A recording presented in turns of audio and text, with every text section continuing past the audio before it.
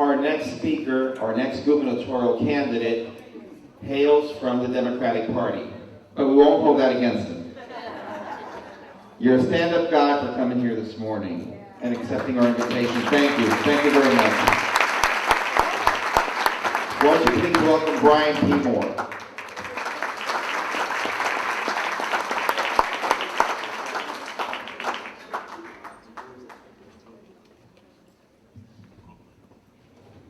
Thank you very much. Appreciate the opportunity to appear before you, and want to recognize and acknowledge Juan Carlos Bermudez, Esteban Bobo, and Reverend Alberto Delgado, and of course Anthony Verdugo for the invitation and participation. Agradezco mucho a participar en su desayuno esta mañana. Buenos días.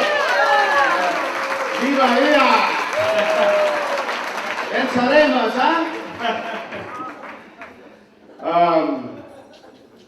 I came here in my car. I left at 1 o'clock this morning. I got here at 8 o'clock from Hernando County. I didn't come in a plane.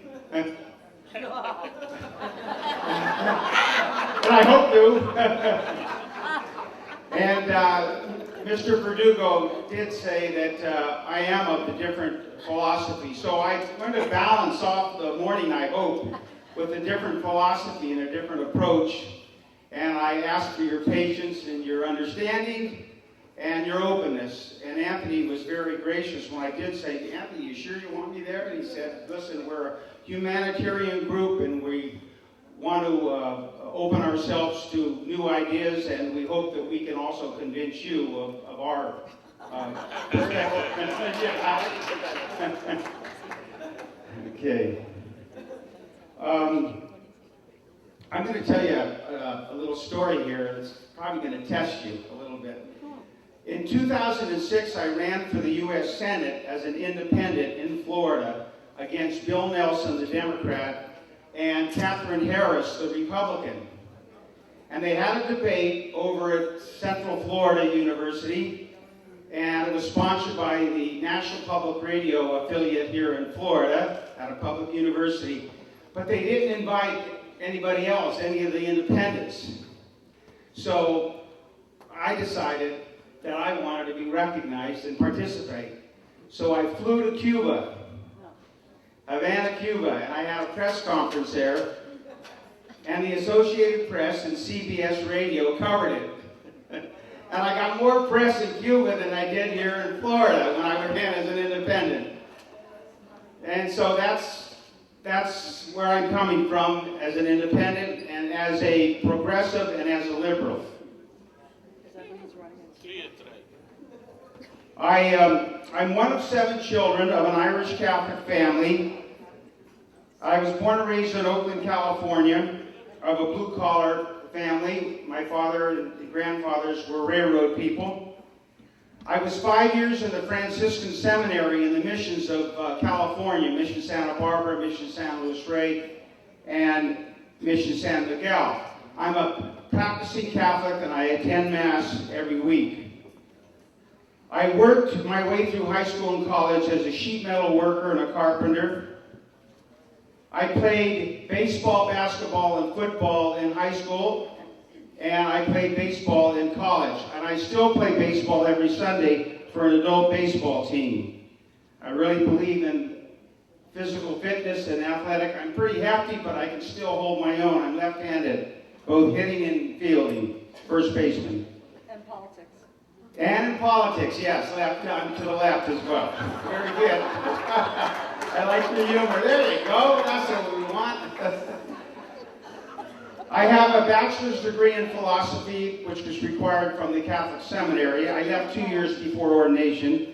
I have a master's degree in public administration from Arizona State. I served 3 years in the Peace Corps in Latin America, Panama, and Peru. And I spent 5 more years in public health programs, deworming children in the favelas and barriadas and inner cities of many of the cities in Latin America. The rural farmers were migrating to the urban centers as a phenomenon in Latin America because of the poverty. I came back from Latin America to California speaking Spanish, and I was hired by a consulting firm because Governor Ronald Reagan in California wanted to transfer the Medicaid programs into the prepaid help to the private sector. And I got involved in HMOs for the next 25 years. However, in the mid-80s, after working in HMOs in California and Utah and New Mexico and New Jersey and Washington, D.C. and in Annapolis, Maryland, President Ronald Reagan ended the HMO program. By the way, that was a program that was co-sponsored by Ted Kennedy, the Democrat, and Dr. Roy, the Kansas Republican. And at that time, it mandated employers to offer HMOs along with indemnity plans to foster and promote comprehensive care. And that's what I did for a long time. But President Reagan cut out the HMO program, so I went to Wall Street to look for private money, investors. Little did I know that I contributed probably to the wholesale takeover of HMOs by the private sector, and a lot of the consumers lost, but many individuals became multimillionaires because of that switch. I'm a civic activist, an anti-war activist, a promoter of national health care. I was a volunteer in politics for 20 years and a candidate for 20 years. I take on causes based on principle, based on what I believe is right, just like Mr. McCollum does, as his sponsor this morning said, that he stands up for what he believes in no matter what, and sometimes all alone, and that's what I have done. There's two philosophies in the Democratic Party. There's a conservative corporate philosophy, and there's the liberal independent philosophy. I represent the independent liberal sector of the Democratic Party. My opponent, Alex Saint, in my opinion, is a conservative and dependent upon corporate money. I want to give the rank and file Democrats courage and embolden them to stand up for what they believe in and to promote issues and ideas that have not been expressed by the party for a long period. They always end up voting for the lesser of two evils. I will be a governor that utilizes state government quite a bit. Why? Because we need to rebuild our economy, and the private sector has failed us. The private sector has failed us in the banking system, in the financial institutions, automobile industry, oil industry, health insurance industry, even the property insurance in Florida. The private insurance companies offer to some counties and not to others. They don't give rates across the board nationwide, and they're very selective. On the other hand, the government has failed us too in immigration, bailouts, FCAT, health reform bill. And for the last 10 years, yes, we've had big government under both parties, Republicans and Democrats. My platform is one of growth. No cutbacks, no layoffs, no furloughs, no tax write-offs for corporations, no slash and burn, and no new taxes either. How?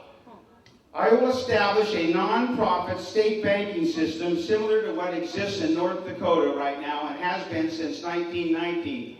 They are $1 billion with a surplus of $1 billion. They are confounding Wall Street by their success.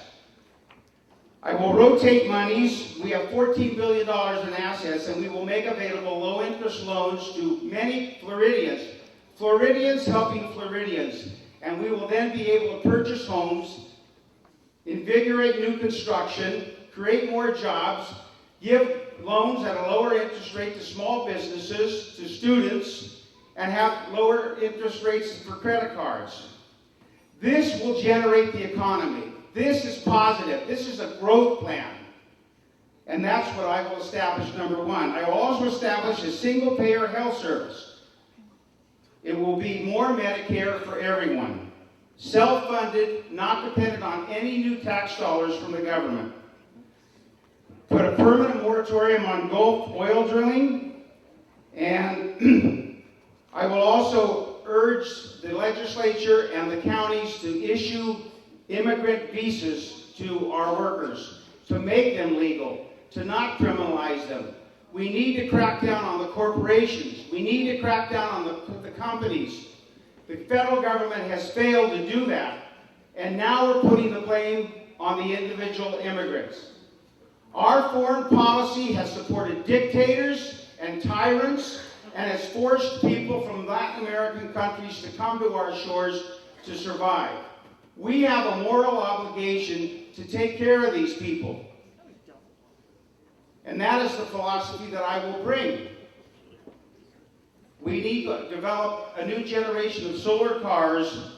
We need to redirect our NASA engineers for mass transit, Gulf oil dissipation, small farmer help, cleaner fuels, the production of space products, and the involvement of the universities. That is entrepreneurial, and that is capitalistic. And that is a program that I, as a Democrat, will promote if I'm elected governor. And I understand that you may not feel comfortable with those ideas, but it's a philosophy and an approach that we feel will work, and we are critical of the existing system and the status quo. And now, one other area, and I'll finish, and that's regarding family values. I know you're not going to agree with me, but I will state my positions. You know, I'm promoting a living wage, universal health care, acceptance of same-sex adoption and same-sex marriage, gay marriage. I support the right for a woman to choose and have an abortion. I support the idea of embryonic research to find solutions for our medical problems. We need to increase minimum wage. We need to have more sex education in the schools, more child care programs, and support single-payer families. That is a liberal philosophy, that is a progressive philosophy, and that is an approach and a platform that is hardly being talked about in the Democratic Party. I am offering the Democrats a choice, a clear choice, and if I am elected, then I will certainly be a clear choice to the Republican and independent candidates. Thank you very much.